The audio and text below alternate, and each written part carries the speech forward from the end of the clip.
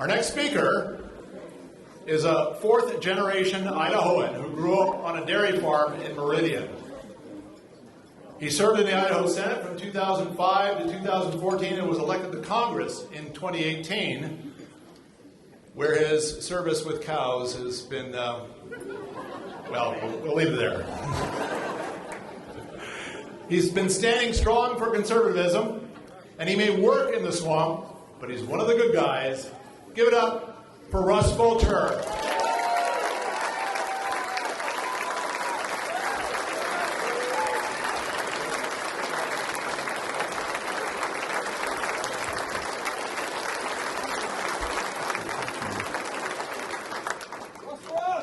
You know, somebody was saying, thanks for making the trip to come here.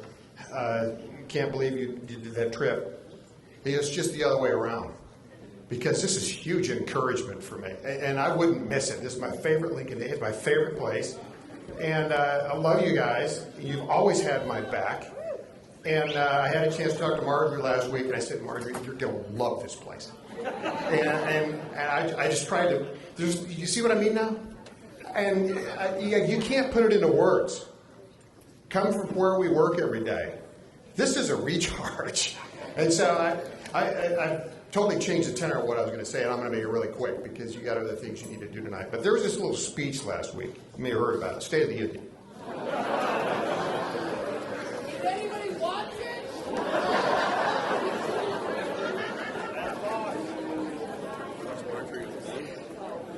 And the members were going to the chamber to watch that, and at each entrance, media is all lined up, and they will stick a microphone in your face or a recorder of some sort, and ask you questions or whatever as you're coming and going from the chamber. And I was walking in, and this lady stuck I think it was a phone, but it was recording. She said, so, Congressman, if the president announces tonight that he's going to run in 2024, will you support him? And I said, no. And she says, well, then, who are you supporting? And I said, well, given the fact that Joe Biden is president with his policies, I'm supporting your entire family. I'm supporting all the people crossing the border illegally. I'm supporting all the people who just choose not to work now with extended benefit. And by then, she was gone. But it's true. And that clip, as far as I can tell, hasn't made it out on CNN. But it is true. This last 2 years, with COVID as the excuse and media and social media as a tool, the Democrats have absolutely mounted a full assault on the Republic. And we have seen it with attacks on our economy, on personal liberties, on national security, on our social structure. But last November, America sent some reinforcements. What a difference the majority makes.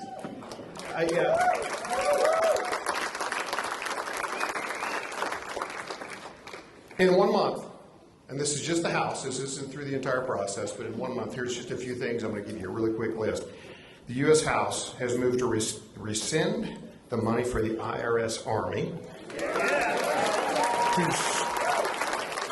to stop the drain of the Strategic Petroleum Reserve, to remove operational control of the southern border from DHS Director, to end the COVID emergency order and the vax mandates on federal workers, healthcare workers, travelers, to reopen federal lands for fossil fuel permitting, to institute a select committee on China, and China is up to no good.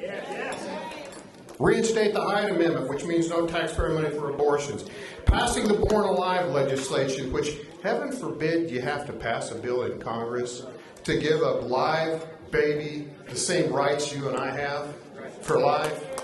But it's passed. Initiate investigations on the FBI, the DOJ, Hunter Biden, DHS, the list going on.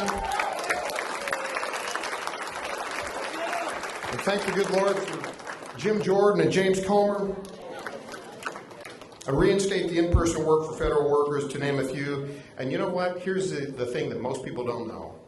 almost all of those things were passed in a bipartisan fashion.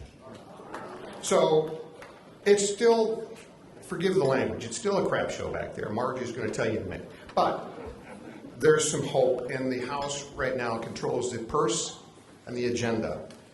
And there's some hope with it. Now I'm going to shut up, but not before I share just a quick story about your guest speaker who's going to be up here in a few minutes.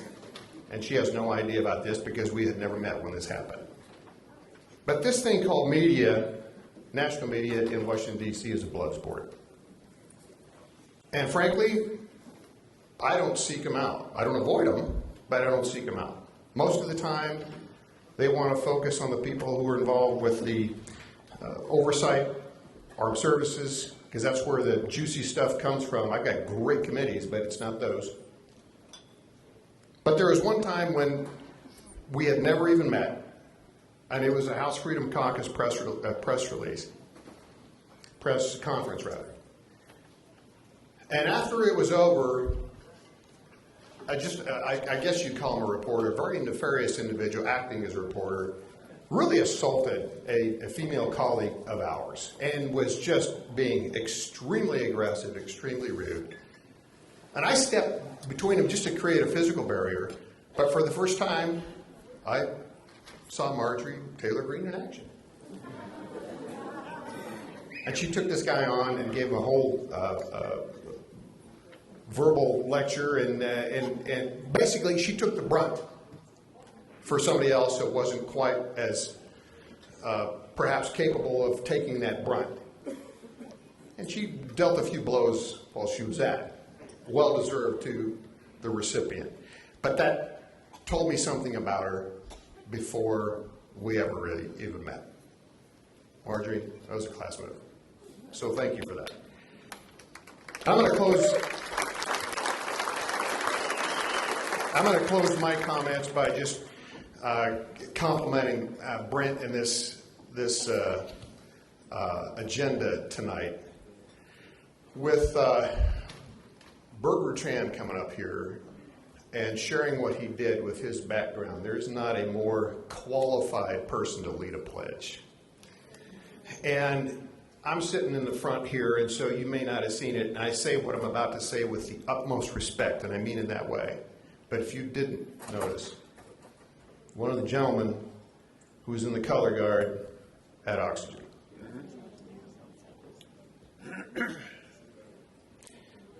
On display was patriotism that built this nation. Right.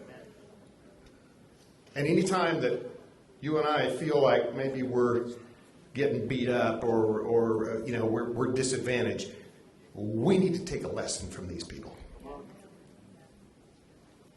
That's what made America great.